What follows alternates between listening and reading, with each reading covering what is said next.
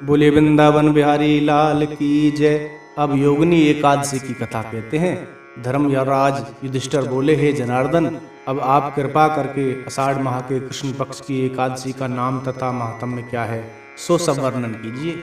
श्री कृष्ण भगवान बोले, हे राजन, आषाढ़ माह के कृष्ण पक्ष की एकादशी का नाम योगिनी है। इसके व्रत से समस्त पाप नष्ट हो जाते हैं और यह इस लोक में भोग तथा परलोक में मुक्ति देने वाली है। हे राजराजेश्वर, यह एकादशी तीनों लोकों में प्रसिद्ध है। मैं आपसे एक पुराणों में कही हुई कथा कहता हूँ, ध्यान पूर्वक सुनो। अलकापुरी नाम की नगरी में एक कुबेर नामक राजा राज्य करता था। वह शिव भक्त था। उसकी पूजा के लिए एक माली पुष्प लाया करता था। उसके विशालाक्षा नाम की अत्यंत सुंदर स्त्री थी। एक दिन वह मानसरोवर से पुष्प ले आया, परंतु कामासक्त होने के कारण पुष्पों को रखकर स्त्री के साथ रमण करने लगा और दोपहर तक न आया।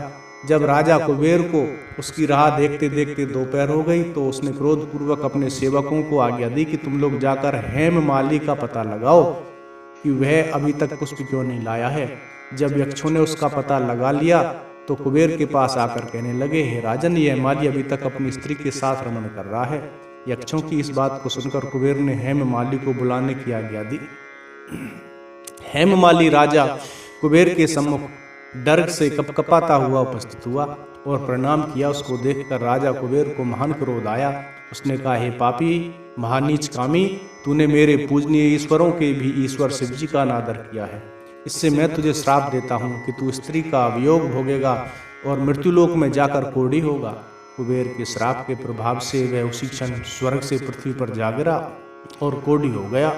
उसकी स्त्री भी उसी समय अंतर्धान हो गई। मृत्युलोक में जाकर उसने महान दुख भोगे, परंतु शिव जी की भक्ति के प्रभाव से उसकी बुद्धि मलिन न हुई। वह हिमालय पर्वत की ओर चल दिया। वहां पर चलते चलते मार्कंडेय ऋषि के आश्रम में पहुंचा। वह ऋषि अत्यंत वृद्ध तथा तपशाली थे। उनको देखकर वह हेममाली वहां गया और उनको प्रणाम करके उनके चरणों में गिर पड़ा। उसको देखकर मार्कंडेय ऋषि बोले कि तूने कौन से कर्म किए हैं जिससे तू कोढ़ी हुआ और महान दुख भोग रहा है। इस पर हेममाली बोला, हे मुनि, मैं यक्षदान कुबेर का सेवक हूँ। मैं राजा की पूजा के लिए नित्य प्रति पुष्प लाया करता था। एक दिन अपनी स्त्री के साथ विहार करते करते देर हो गई और दोपहर तक पुष्प लेकर न पहुंचा। उन्होंने मुझे श्राप दिया कि तू अपनी स्त्री का वियोग भोगेगा और मृत्युलोक में जाकर कोढ़ी बनेगा तथा दुख भोग। इससे मैं कोढ़ी हो गया हूँ और महान दुख भोग रहा हूँ। अतः आप कोई ऐसा उपाय बतलाइए जिससे मेरी मुक्ति हो जाए। इस पर मार्कंडेय ऋषि बोले, हे भाई, तूने मेरे सम्मुख सत्य वचन कहे हैं, इसलिए मैं तेरे उद्धार के लिए एक व्रत बतलाता हूँ। यदि तू आषाढ़ माह के कृष्ण पक्ष की योगिनी नामक एकादशी का विधि पूर्वक व्रत करेगा तो तेरे सभी पाप नष्ट हो जाएंगे। इस पर हेममाली बहुत प्रसन्न हुआ और मुनि के वचनों के अनुसार योगिनी एकादशी का विधि पूर्वक व्रत किया। इसके प्रभाव से वह फिर अपने पुराने रूप में आ गया और अपनी स्त्री के साथ विहार करने लगा।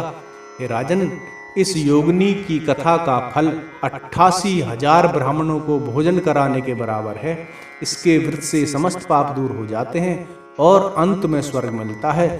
बोलिए वृंदावन बिहारी लाल की जय। बोलिए योगिनी एकादशी महारानी की जय।